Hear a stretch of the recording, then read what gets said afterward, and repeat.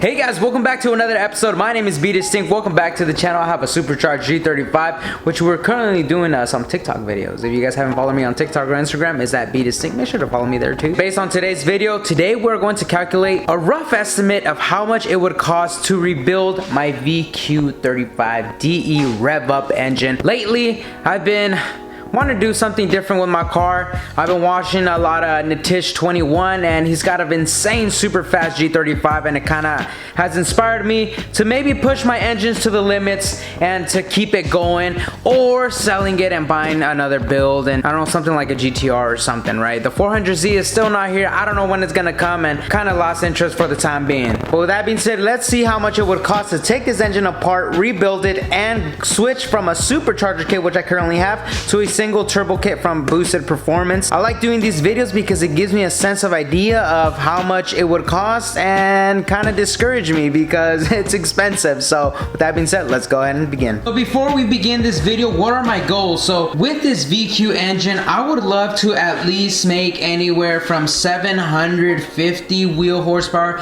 to 850 wheel horsepower. Like I said, everybody, do your own research. I'm kind of doing my own research. I'm also not a professional, so these are kind of the items that I would go with. If you guys have any recommendation, leave them down in the comment section below. I'm always willing to learn, man, and if there's better items that I could choose out there, please let me know. So we will begin this rebuild process with this stage 3 rebuild kit from Z1 Motorsports. Has wide scope pistons, and it gives you that option of Eagle rods or Super A Carrillo rods. I went with the Carrillo rods because they're rated higher, up to 1,000 wheel horsepower, so we're definitely gonna need it, but it is an $1,100 plus option, so that brings our costs even more. And we are upgrading our main head studs to ARP L19. That's an additional 200 bucks, and then of course an upgraded Cometic head gasket, which is another 168 additional dollars. Just this kit alone brings a total to $4,218. Now this doesn't count shipping and no tax, so take that in mind. Next thing I would get would be some BC VQ35D valve springs and retainer kits.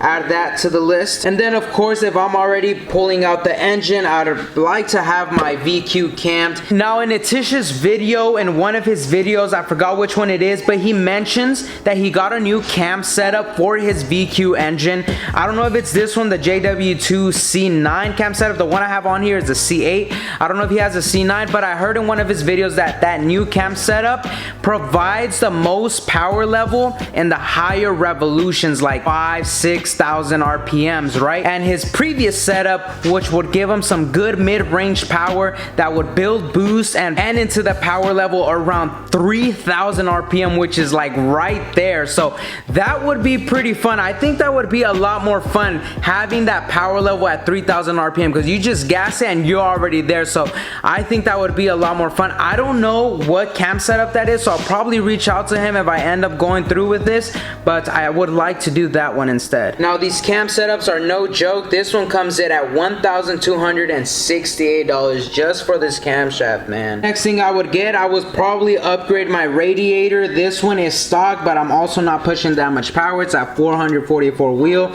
If I plan on pushing 750 to 800 wheel, we're definitely gonna go ahead and upgrade that. So this is an upgraded radiator, comes in at $299. We're also gonna go ahead and upgrade our fuel system with the fuel return system. This is the CJM S1 fuel return system for the VQ35DE.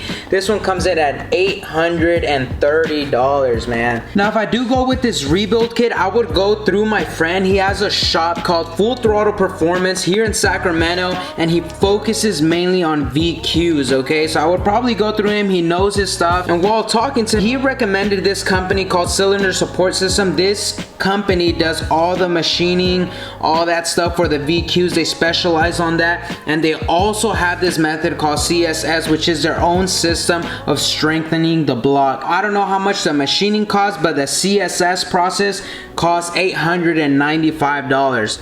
I'm not sure how much the machining will cost, maybe $1,000, $2,000, I'm not sure. Plus I would also have to pay my friend for the help and the labor of helping me take apart the engine and all that stuff, so that's additional labor that I still don't know yet. Now I don't know the total, but I'm gonna put the total right here, and that's how much it would cost to rebuild my engine. And let's just say the engine is rebuilt, we are good to go, everything is solid. I can tell you right now, if this is not gonna go as smoothly as we are talking about it right now, and the price may be different like by a lot, because once you start rebuilding your engine, things add up. You're like, oh, I forgot this, or I forgot this, and things start racking up. So this is just for this video purposes, just a very general rough estimate. Now once we have our engine, I would go ahead and sell my supercharger kit.